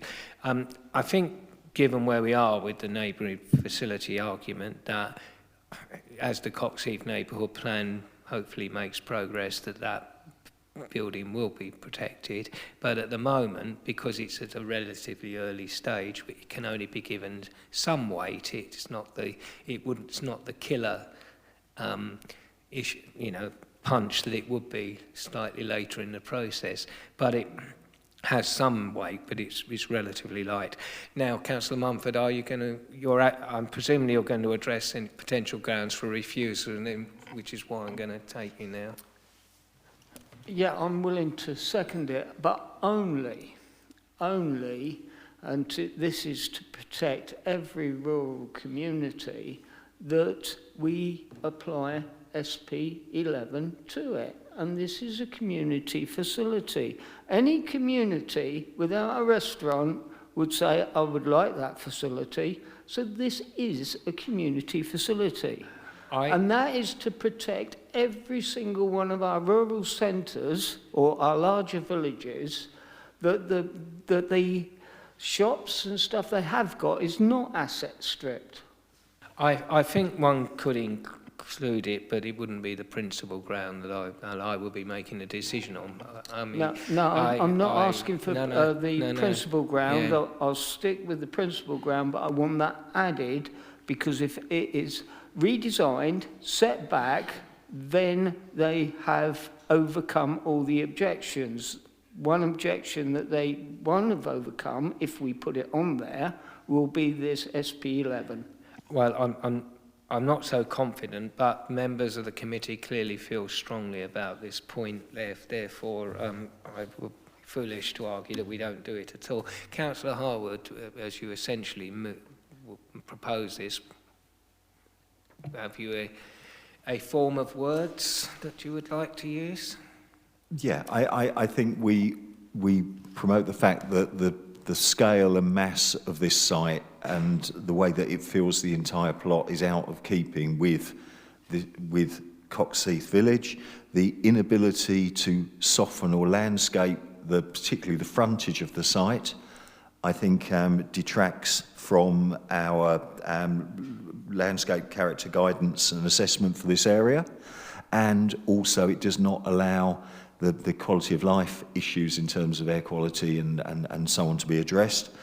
I also suggest that we do need to flag up the fact that this is a large intensive development entirely reliant upon fossil fuels, which with no attempt to incorporate renewable energy, which I suggest is counter to the relevant sections of the MPPF. And I actually do agree that we should flag up. It may be a secondary reason, but I am concerned that in a large and growing village, to take away because frankly, anybody else who's got land is not going to develop another restaurant. They're going to develop housing because it's so much more lucrative, and we've got an established use on this site, and I think we need to fight for it. Okay, well that's all been proposed and presumably seconded. Anyone wishing to add anything? No, in that case, your final comment. Chair, I need to seek clarification. Councillor Harwood referred to scale, mass, infill, lack of landscaping. What I didn't hear was the harm arising from that, or the policies that would be harmed. I think that goes without saying. I think I was describing what the impact is, and clearly there's a whole raft of policies that flow from the harm to the land, because the reason, that there is a problem with the mass and scale is it harms the landscape. By the nature of the mass and scale of the development, its siting is poor, and its siting relates poorly to the street scene and to the other neighbouring properties. That was So it's harm to the character and appearance of the street scene, is it? That is your... Yeah. Okay, I've got that. I would advise against the fossil fuel objection on the basis we would have to reject every form of development before us at the moment, because we're following the same construction and energy regulations. We have not got that. I mean, we have not got the 10% renewables that we usually seek in schemes on this. And particularly, I'm interested as to whether this sort of development actually fits in with BREEAM as opposed to the Building Regs 2013.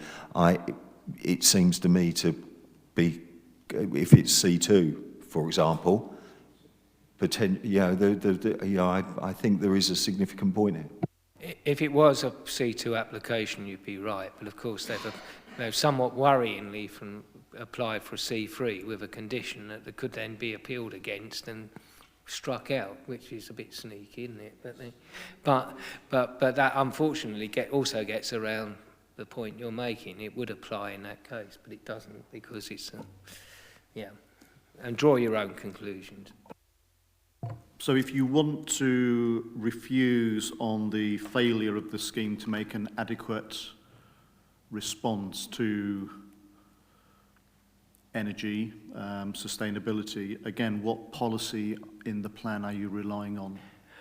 I know where Tony's coming from. I think, to be honest, Tony, I think it's probably just best to go with the other two reasons at this stage, because, we don't actually have that policy position. I know the MPPF sort of has, but we would have to reference that wording in that rather than our own policy, so you'd have to amend that and base it on that, wouldn't you, instead of any policy of our own.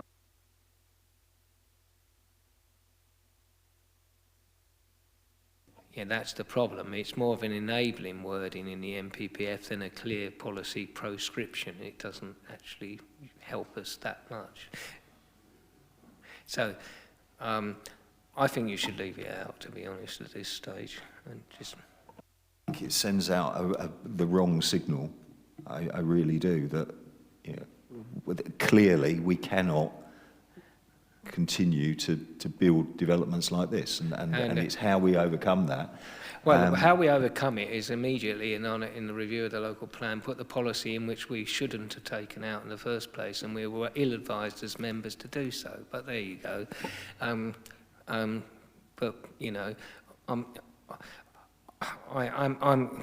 okay. I will put it on as an informative. Yes. Then, okay. And we do it that way. That we seek an element of renewable energy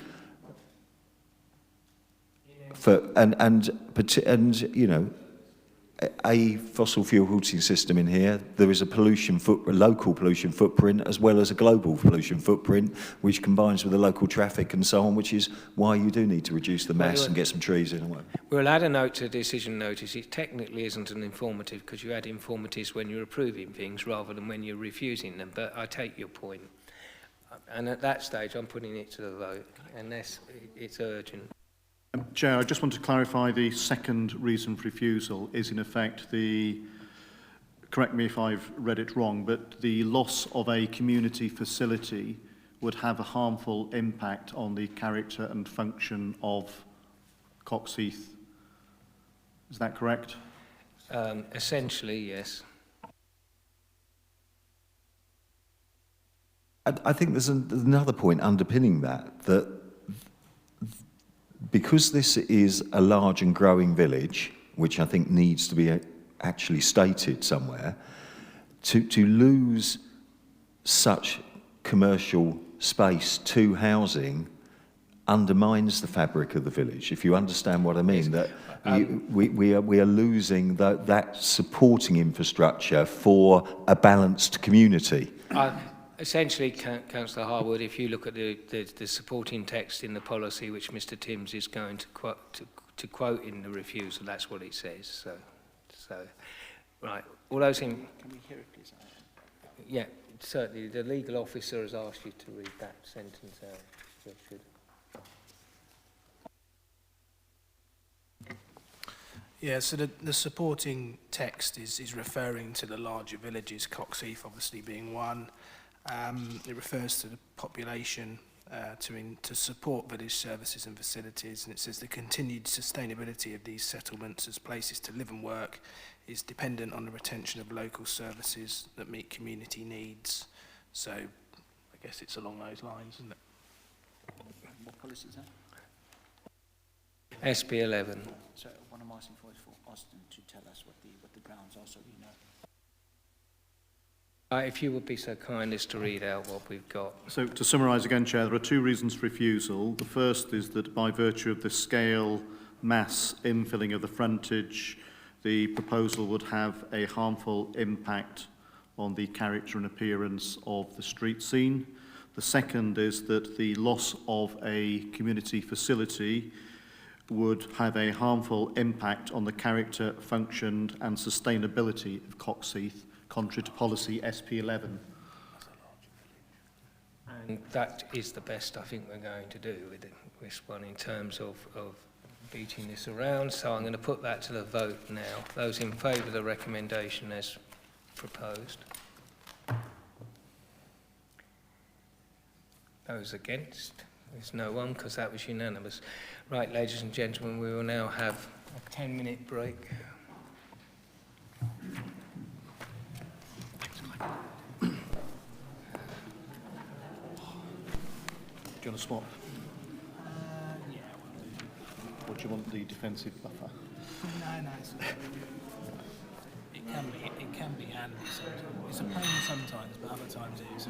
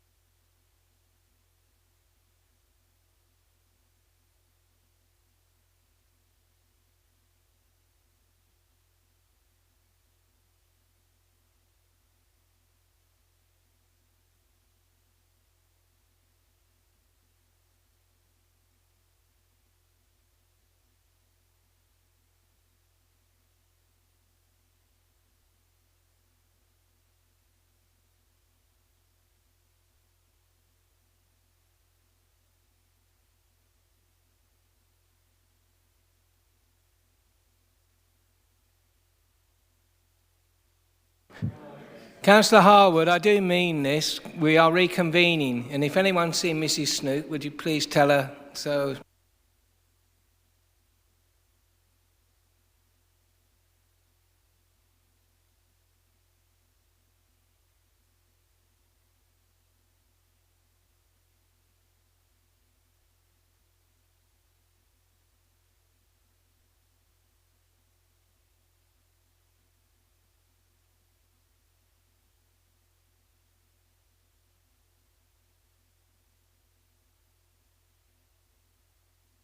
Right, ladies and gentlemen, we have to move on rapidly. Item 18, page 122, if the officer would like to introduce the report. Thank you, Chair. Good evening, members. So this is a reserved matters application for 173 houses. The site is at Sutton Road. Looking at the aerial photograph here, you can see it's phase 1 of this larger development. And it's in the northwest corner. The wider site that has planning permission is in blue. Got the Langley Park, Taylor Wimpey scheme just to the west, and the Parkwood Industrial Estate. You've got grade 2 listed buildings in the Langley Park hamlet to the south, quite a distance from phase 1. Grade 2 Star Church, again quite some distance from this phase. And the site's generally level. It's got a number of trees that are associated with the former, or with the Runwood Nursery over the road. This is the frontage to the site. This, you wouldn't actually see phase 1 from here, and there's already planning permission in place for changes in structural landscaping, which I'll come on to. This is moving into the site. Phase 1 sort of roughly starts where you can see the trees here. And this is the same position looking down. You've got the Langley Park hamlet in the distance there. This is on the right-hand side there, the private road that runs down to the hamlet, and then the site is basically here to the left. So this shows phase 1, as you can see in the top corner. Along the front, you can probably just see there's a roundabout. That's been approved under a separate application. So the roundabout access, there's structural landscaping across the front has been approved, and a spine road down through the centre, which then heads east and west. So phase 1's within that approval. So this is the layout plan. It has access points off the spine road to the east side, and then a couple from the south. On this plan you can see the roundabout, the structural landscaping that's been approved on the outside of the scheme. The buildings address the frontage with Sutton Road, you can see at the top, and then that follows round the spine road to the bottom corner as well, where you've got taller apartment blocks there. And that sort of creates a sense of arrival around a square that you can just see. That's already been approved, as I say. Within the scheme would be a number of character areas, and I'll just go through those briefly. This is within the centre of the scheme, and this is a sort of central square. Now, it provides a sort of arrival space within the centre. As you can see, the buildings are set off to open up that space. There'd be a change in the surface materials. You've got rows of trees as well, and there's a seating area as well. And all this would serve to sort of slow vehicles down and provide a focal point, and that's in the centre of the scheme. On the west-hand side, the density lowers here. You've got more detached buildings, as you can see there. The roads are narrower, softer coloured surfacing, more landscaping and hedges, and that's sort of more of a rural characteristic, what the developer's referring to as the sort of rural lanes part. And then another character area, this is in the sort of southeast corner by the apartment blocks, what's being referred to as the Mews character area. That's got sort of higher density buildings tighter to the roads, provides enclosure, more hard surfacing, and it's more of an urban character. So there's sort of various densities. In what's a relatively small scheme, they've managed to create quite a few interesting areas. This just shows the wider context. As I say, the roundabout's been approved. You'll see across the top of the plan there, there's a large area of structural landscaping that's already been approved, and you can see how it's set inside those areas. You've got a sort of village green to the south, and hopefully you can see there how it links in with that sort of wider infrastructure and landscaping. It's got good connectivity as well. You can see sort of roads off to the west, which would link in with future phases. In terms of the house designs, a more modern style, I would say, is proposed, but it does obviously use traditional gables, but they're kind of used in a row or in rows as a recurring theme. That helps to provide a rhythm to the streets, and I'd say a distinctive character to this scheme. The buildings would be simple, but they would be uncluttered with clean lines and detailing with patterned brickwork, and also hit and miss brickwork, which I'll show you some examples shortly. And we've attached conditions to deliver that detail. Now the apartment blocks, 3 and 3.5 stories, they again follow the same theme with the gables as a repeating, but the mass is broken up, which hopefully you can see there. You've got sort of projecting gables at the either end, you've got recessed sections within the middle, again patterned brickwork and glazed balconies as well to break that mass up. On the west hand side where the density lays down, those are more traditional in design with weatherboarding.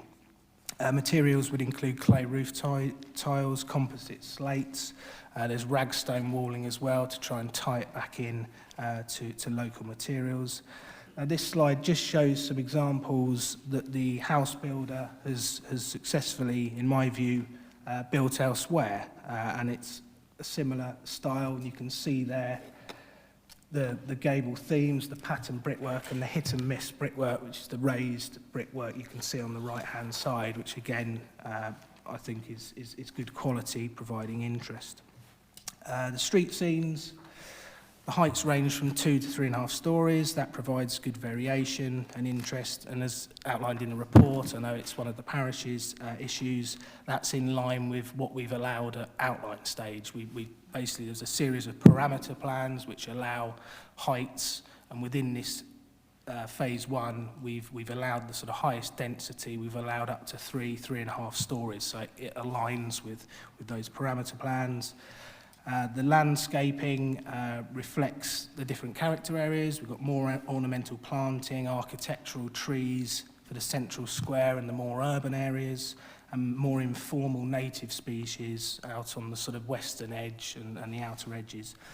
So overall, the proposals are considered to provide a very well thought through and high quality design and layout that would create a distinctive character and sense of place, and permission is recommended. Thank you. Thank you, Mr. Timms. Can I take any declarations of lobbying, please?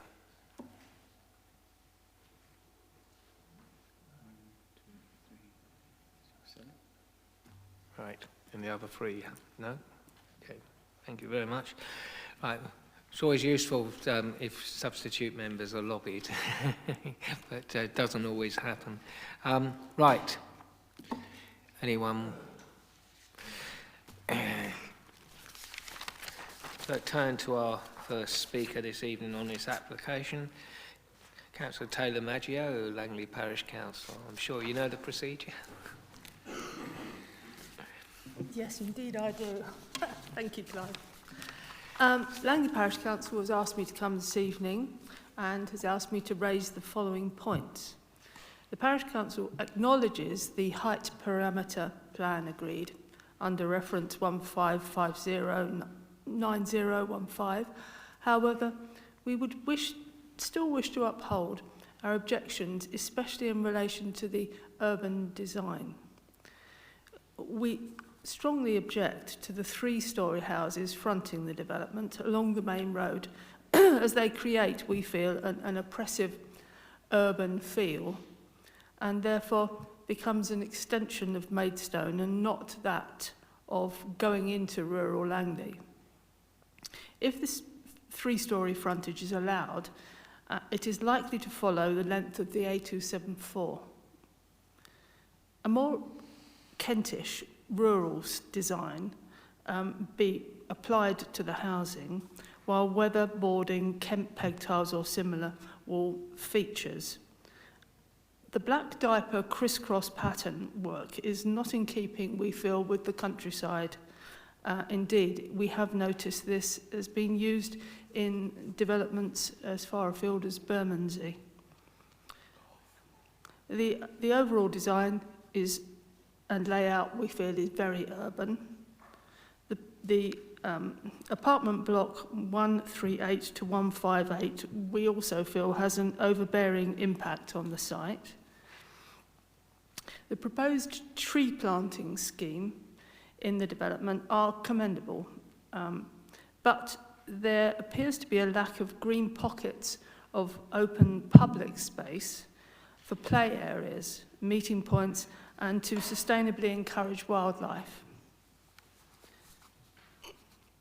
The vast amount of hard standing throughout the development does little to soften this field concern in respect of rainwater absorption and its subsequent disposal. To summarise, we would obviously like to see the height of the houses, especially at the front of the development, reduced to 2 stories along the frontage to minimise visual impact. Thank you. Thank you very much indeed, Councillor. We'll now move on to the speaker for the applicant, Mr. Rumney, please.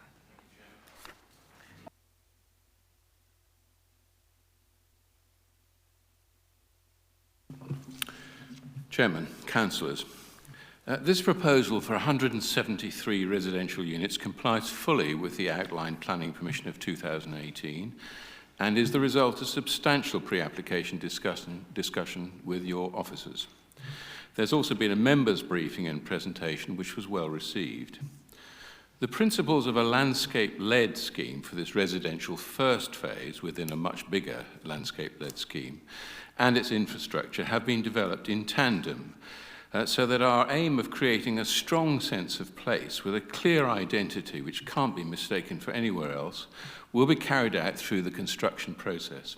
The scheme contains streets, lanes, one side of which looking onto the village green, informal and more formal open spaces, all created by a mixture of predominantly 2 and 3 story housing, including some flats and 40% affordable accommodation. Together with the infrastructure, which has just started on site, our aim is to respect this site by creating a desirable and neighbourly place to live, but equally importantly, an attractive, safe and green gateway to Maidstone from the east. To this end, we've recently been transplanting the many hundreds of existing trees on site to give a sense of maturity, but also a best use of resources, including, of course, the 30-metre wide greenway bordering onto Sutton Road.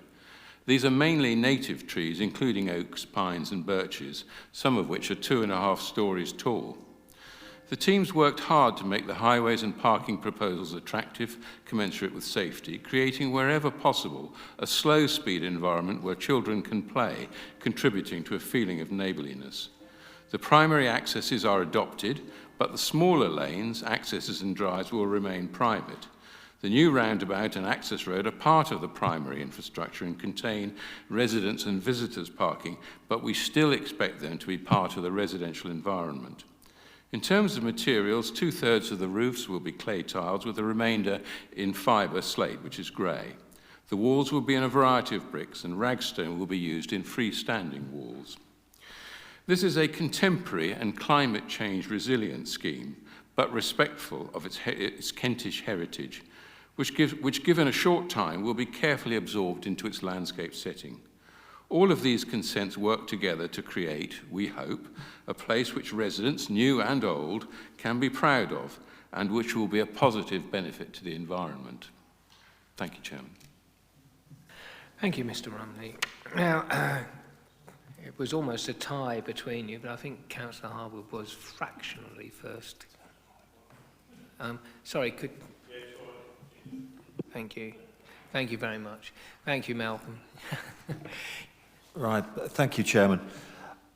I do have some concerns, as you know, throughout this. I think our very weak local plan left us in a very difficult position, and we're actually seeing some of the older developments in Sutton Road are probably more sustainable. And there's almost, you see our backward slide with our local plan in terms of the new development as it goes in. But that was precisely the point that I wanted to raise, in that we've been in this place before and we've been assured and reassured that we would get a scheme which fits with the Kent countryside and which is of local character and so on. The reality on the ground has been much less so. The famous plastic grass and the trying to find something that is native on some of the developments. So what I think need to be assured of is that if this scheme is going to be climate ready and it's going to be a pleasant place to live when it is a lot hotter in the summer and we are going to see more intense precipitation events and so on, we've got to get the landscaping in these streets right. Currently, the landscaping is illustrative, effectively. We don't know the species. I suggest that before we sign off on the detail, we need to have had access to the detailed scheme to ensure that we have got native and near-native species even within the centre of the development, because I've heard, where there's native around the edge, but in the middle it will be the normal fare we get on developments from John O'Groats to Landed End. This is the Greensand Ridge, and we need to reflect that within the development. So I think that said, in terms of the design, we've had lots and lots of debate, we've had lots of discussion, we've had lots of meetings with the applicants, and I think we're getting there. I think we just need the surety on that landscaping issue. So I'm prepared to move that we do grant permission as per the papers. However, we do need to sign off, I believe, as a committee, the detail of the landscaping scheme to ensure that we are happy with that component of the scheme, because it has been so fundamental to some of the other developments in Sutton Road where it wasn't what we expected. I take your point, and I think Mr. Timms is about to address it. Yeah, so within this application, the details of species is within the application. The sort of detail in terms of numbers of species and that sort of detail is not there. That is covered by condition 4 of the outline consent. But I think you're saying that for phase 1, you're saying that landscaping that comes in under condition 4 should come back to planning committee. Okay. At the moment, I would just quickly say there are ornamental species, as it says in the report, in the sort of internal areas, but we can bring that to committee. Yeah, we've got an awful lot of ornamental species in the rest of the developments down Sutton Road, and they do not reflect the local Kentish character. They are not good for biodiversity. They're not good for biosecurity. So I suggest that our landscape territory assessment guidance is clear, that we seek either native to Kent or near native, fruit trees and so on, within the developments, and it's not beyond the gift of landscape architects to come up with a palette that is appropriate to Kent. I think we're all in agreement, including the officers, that we can bring that back. In fact, we have to bring it back. While we're talking about landscapes, on the hard landscaping, can we just confirm for the record, because the parish council has raised the point about standing water and runoff, but we are not talking about impermeable surfaces, that they will be permeable despite being hard. Can we just confirm that? Yeah, that's the understanding. I mean, there's not much tarmac within this scheme. Obviously, tarmac can be permeable. Part of the SUD scheme is permeable surfaces, and it drains to a large wetland area in the southeast corner of the wider site. Fine details to be approved by condition. And we're competent about that. Okay, thank you. Maybe me, but in terms of the integral wildlife issues which we keep raising, and I may have missed it, but have we? Didn't see a condition about that. Maybe I've missed it. Yeah, again, much of this detail is on the outline consent. It would include swift bricks, back boxes, wildlife-friendly gullies, etc. Yes, bee bricks, yes. We mustn't forget the important solitary bees, Keith. Yeah, it's a very fair point. Okay, so that is covered. On the issue of the design, well, I suppose it's subjective, isn't it? Councillor Eve, did you have a point on... No, to be honest, I'll just retract the one to speak. It's fine. Thank you, Chairman. I'll retract my wish to speak. I don't need to. Thank you. Thank you. On the design, well, it's subjective. Councillor Mumford, you were fractionally ahead of Councillor Atkinson. I'm surprised not to see the two ward councillors here. This part of the site is in Bolton and Chelsea. And no, a lot of people don't. My major concern with it, and it will be all the way through, and I'm looking at the developer, will be the suds, the drainage. I know you're going to the southeast, but that development, right from the beginning, we've been looking for a positive on the water runoff, meaning not just a green field, that they should be holding more back and attenuating more water because of the flooding problem further downstream. Just a question, is that sud, is that a wet sud? It showed to be a pond, is it a wet sud? Yes, it's not part of this planning application, but under the sort of Spine Road roundabout application that's been approved, within the southeast corner would be a permanently wet lake, pretty large, a dry one for overspill and one that sort of cleans silt, as it were. But the fine details of that do come through in, again, a condition on the outline.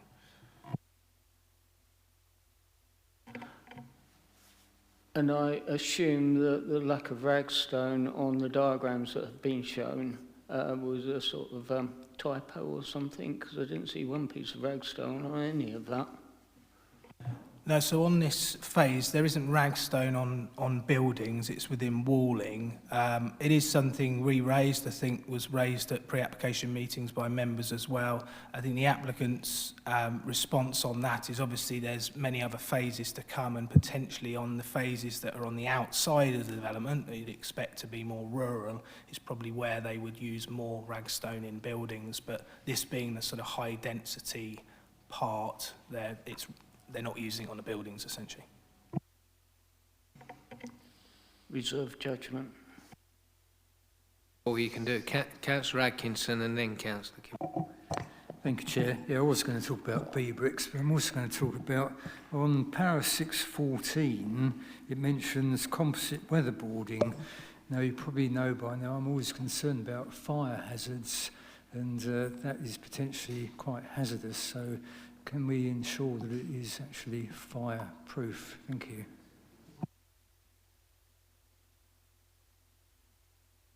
Yeah, obviously it depends what it is. It's a building regulations matter, so it's not for planning to get into the types of material in that respect.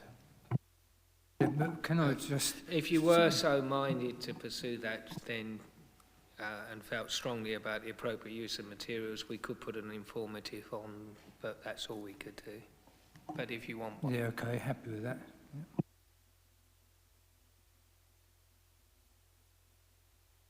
Yeah. Thank you, Mr. Chairman.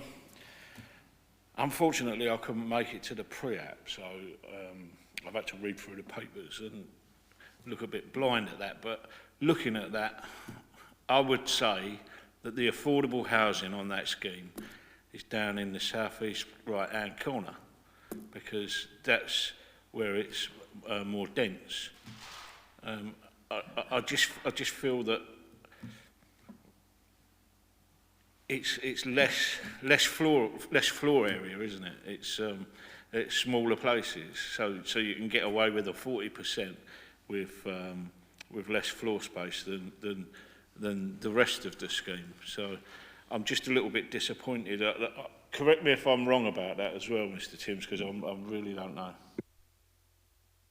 Yes, the majority is, you're right, it's in that southeast corner. There are units to the west of that as well, I mean, again, it's providing 30% with a 70-30 split, or 65-35, I think it is, under the Section 106.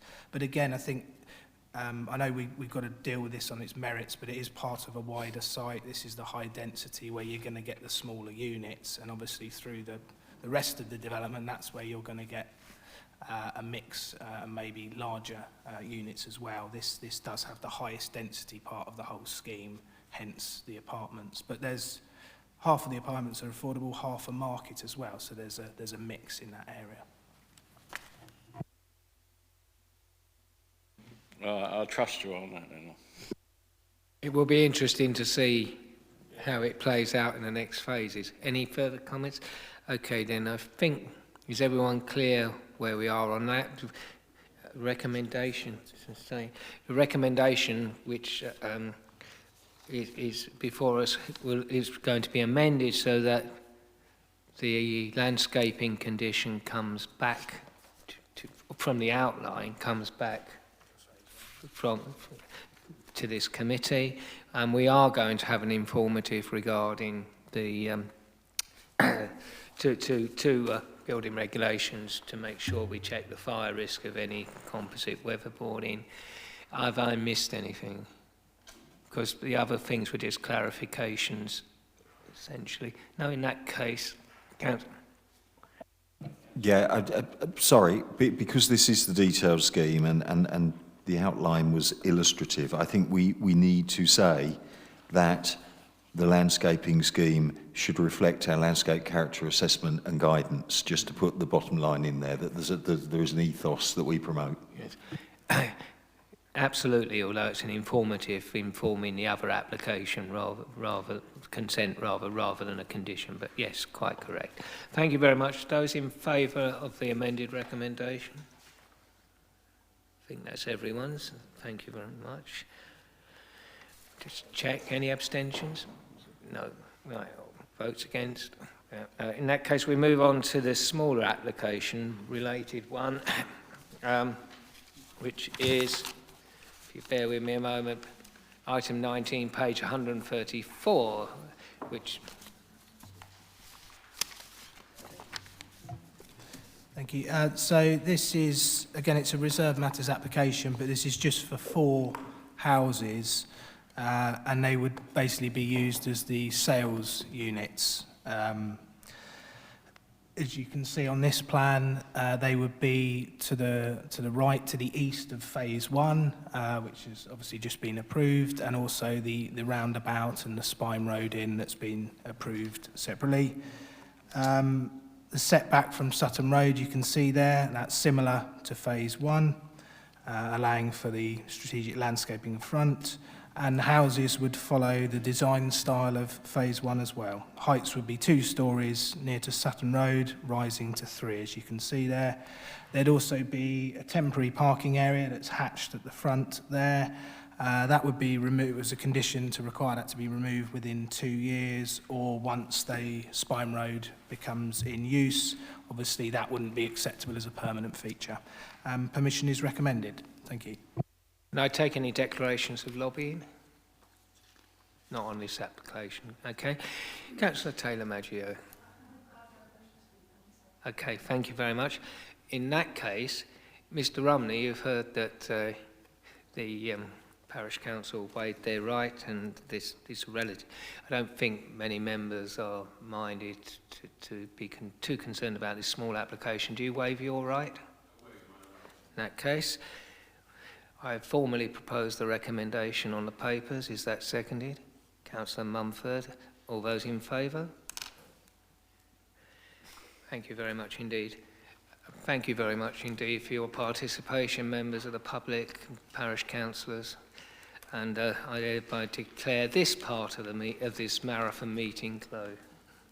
We shall reconvene next week. Oh, would members please keep their papers so we don't have to rush out and reprint them?